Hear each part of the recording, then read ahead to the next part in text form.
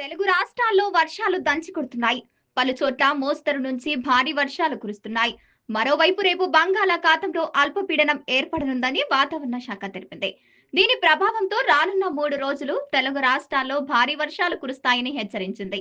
పలు జిల్లాల్లో భారీ నుంచి అతి భారీ వర్షాలు కురుస్తాయని అంచనా వేసింది.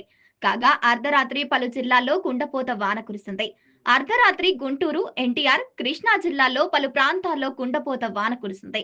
కాగా రేపు ప్రకాశం, పల్నాడు, బాపట్ల, గుంటూరు జిల్లాలో భారీ నుంచి అతి భారీ వర్షాలు కురుస్తాయని, అనంతపురం, కర్నూలు, నంద్యాల, వైఎస్ఆర్ కడప, శ్రీ పొట్టి శ్రీరాములు నెల్లూరు, కృష్ణా, ఎన్టీఆర్, పశ్చిమ గోదావరి, తూర్పు గోదావరి, డాక్టర్ బిఆర్ అంబేద్కర్ కోనసీమ, అల్లూరి సీతారామరాజు జిల్లాలో భారీ వర్షాలు కురుస్తాయని తెలిపింది.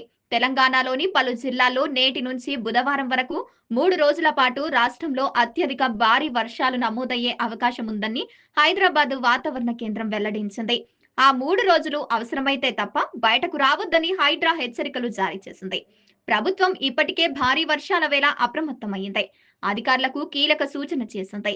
సీఎం రేవంత్ రెడ్డి స్పష్టమైన ఆదేశాలు ఇచ్చారు. అత్యంత భారీ వర్షాలు కురిసే అవకాశం ఉన్నందున అప్రమత్తంగా ఉండాలని సూచించింది. వరద నీరు రోడ్లపై నిలిచిపోకుండా, ట్రాఫిక్ సమస్య తలెత్తకుండా ఎక్కడికక్కడ హైడ్రా చర్యలు చేపట్టింది. పాఠశాలకు సెలవులు కూడా ప్రకటించింది.